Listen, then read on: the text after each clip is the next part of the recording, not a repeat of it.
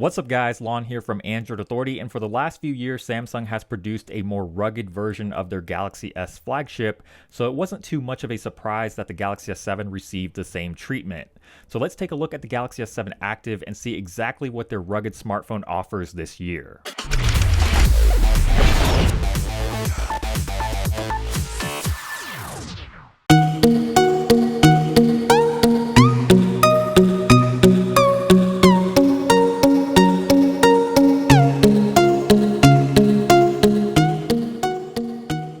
The Galaxy S7 Active shares a lot of similarities to the normal Galaxy S7, and we'll talk about what those similarities are, but it also has a lot of characteristics that make it different. So I suppose the easiest way to talk about this phone is to talk about what's different and what's still the same.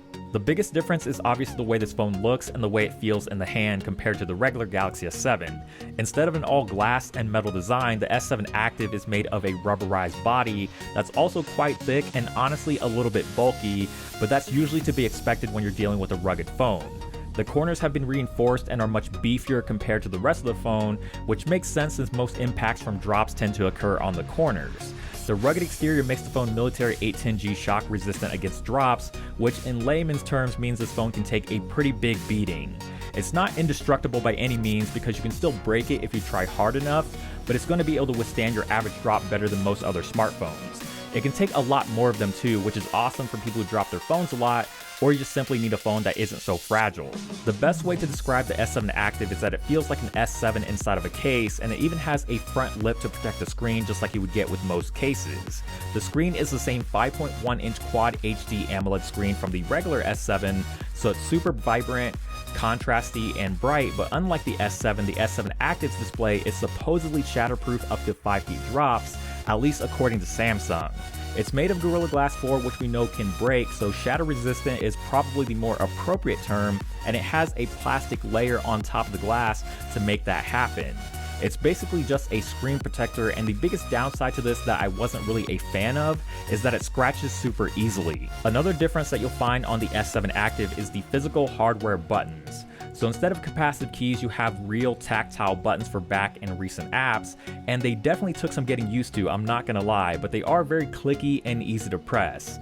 The home button is the typical Samsung home button, but unlike last year's S6 Active, you're not losing out on the fingerprint sensor this time around, and it works just the same as it does on the S7, so no real surprises there.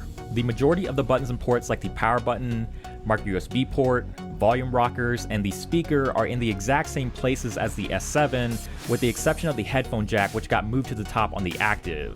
You'll also notice an extra button sitting above the volume rockers that Samsung calls the Active key.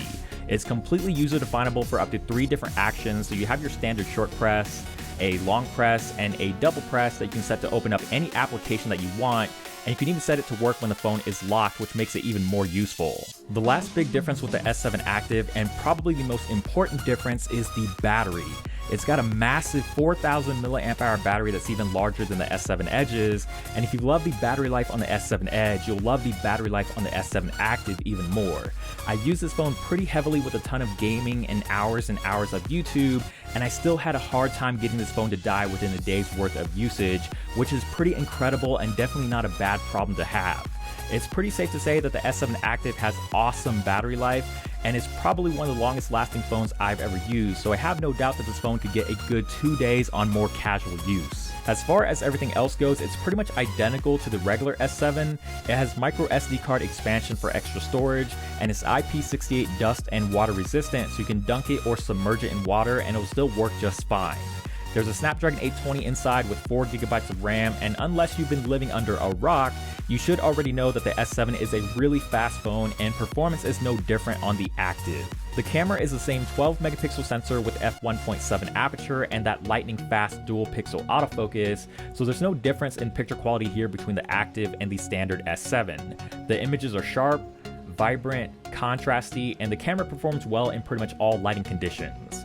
You can still double tap the home button to launch directly into the camera, and the camera software for the most part is pretty much the same.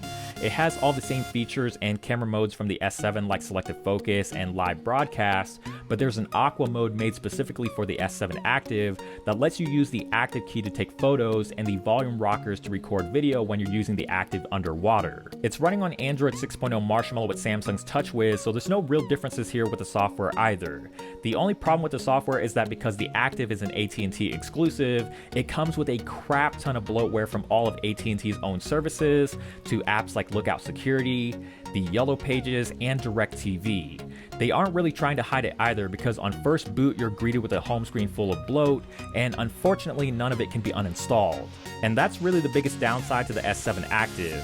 I think a lot of people would really love to get their hands on a more rugged version of the S7, but with it being locked down to AT&T, not everyone is going to be able to, and you would think by now Samsung would make this phone available on more carriers.